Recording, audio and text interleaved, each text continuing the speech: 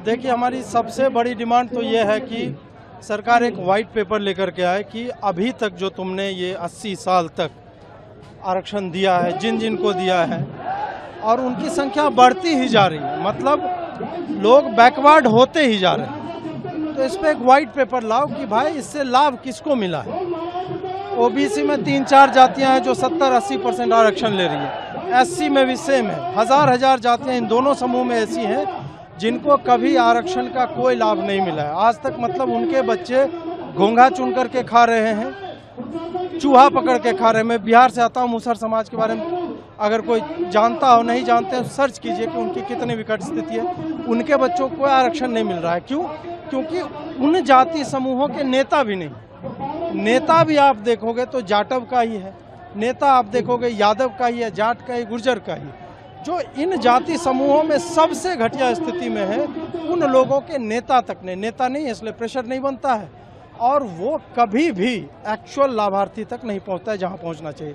पहली demand, white paper लाइए, हर दशक दर दशक क्या लाभ किस जाति को पहुंचा है उस हिसाब से कीजिए। दूसरी डिमांड है कोटा विद इन कोटा, जिसपे सरकार ने अभी कहा कि हम उसमें क्रीमी लेयर नहीं लागू करेंगे, लागू करना पड़ेगा। सरकार उन कुछ दलित नेताओं के आगे झुक रही है जो दलित नेता केवल अपने जाति समूह की बात, जाति की बात कर, जाति समूह की बात, राजनीति उनकी दलित की है, लेकिन एक्चुअल में लाभ केवल और केवल अपने दल को पहुंचा रहे हैं। तो हमारा ये कहना है कि भाई कोटा विद इन कोटा होना चाहिए। 15% एससी है, उसमें 3% उनको कर दो जिनको अभी तक मिलता रहा है, सबसे अधिक मिला। 12% बचेगा, उसमें 1, 2, 3 कर सकते हैं आप, 4%, 3%, 6% ऐसे करके, ताकि एक्चुअल में जिसको चाहिए वहां तक पहुंचे। तीसरा डिमांड है मिनिमम मार्क्स का। मेरिट से कॉम्प्रोमाइज करके आप विकसित भारत का स्वप्न नहीं बेच सकते। 50% यदि जो योग्य युवा हैं या बच्चे हैं, बच्चियां हैं जो पढ़ाई कर रहे हैं, उनको एडमिशन ही नहीं मिलेगा IITs में, IIMs में या हायर एजुकेशन में, तो यार तुम्हारी एफिशिएंसी 50% वहीं घट गई। उसके बाद आप टीचिंग में भी आरक्षण दिए हुए हो, तो वो पढ़ाएंगे क्या? फिर आपके जो लोग हैं वो भाग जाते हैं बाहर, काहे कि उनको अच्छा रिसर्च के लिए मिल रहा है। आपने रिसर्च की फंडिंग इतनी लिमिटेड कर रखी है कि वो रिसर्च नहीं कर पाते, तो क्या करेंगे? और उनको मैं भगोड़ा नहीं कहूँगा, वो यार माता सरस्वती ने मस्तिष्क दिया, उसका यूज कहीं पे कर रहे, मानवता की भलाई के लिए, चाहे US में रिसर्च करें, कहीं पे करें, हम वहाँ पे उनको हेल्प नहीं कर रहे हैं। तो इसलिए मिनिमम मार्क्स जो है वो मेरिट से कॉम्प्रोमाइज नहीं होने देगा, वो कर दें।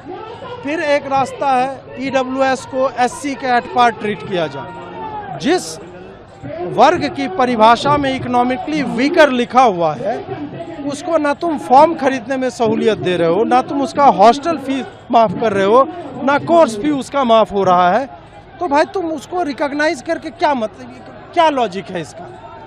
और उसका कट ऑफ भी ऐसा नहीं है कि बहुत ज़्यादा डिफरेंस रहता है जनरल से, लगभग एट पार ही रहता है। तो आपने एक्चुअल में कुछ नहीं किया, ये एक झुंझुना उनको पहुंचा दिया गया। और दुर्भाग्य देखिए कि सबसे अधिक अर्निंग क्लास कौन है? तुम तो मान लिए हो ना कि दलित, पीड़ित, वंचित, शोषित हैं, तो भाई वो तो इनकम टैक्स भी नहीं दे रहे, ना ही उनका कंजम्पशन उतना है कि तुम ये कहोगे कि नहीं वो GST तो दे रहे हैं, वो मैच करेंगे। नहीं, मैं एक आदमी जो मान लीजिए 1 लाख रुपये के मकान में रहता हूँ, फॉर दैट मैटर कि 1 लाख रुपये मैं रेंट देता हूँ, तो मेरा जीवन स्तर ऊँचा है। मैं कार खरीदूंगा, उस पर GST दूंगा, पेट्रोल पे दूंगा, सरसों तेल भी मैं ज़्यादा खाऊंगा, हो सकता है मैं ऑलिव ऑयल खा रहा हूँ, भाई मीट कंजम्पशन मेरा ज़्यादा होगा, तो GST में ज़्यादा। और जो गरीब है, जो जोड़ रहा है कि 50 रुपये में मेरा पूरा दिन निकालना है, 50 रुपये में कहाँ GST, कितना GST दे रहा होगा, तो वो भी लॉजिक फ्लॉड है। तो कमा करके हम दे रहे हैं, जिससे एजुकेशन सब्सिडाइज हो रही है। किसकी सब्सिडाइज हो रही है? EWS की नहीं हो रही। पुलिस अत्याचार कर रही है, हमारे लोगों को बसों में पीट रही है। अंग्रेजी पुलिस से भी खतरनाक पुलिस है। इस पुलिस का विरोध करते हैं, कठोर विरोध करते हैं। ये पुलिस अत्याचार कर रही है, तानाशाही नहीं चलेगी, नहीं चलेगी। पुलिस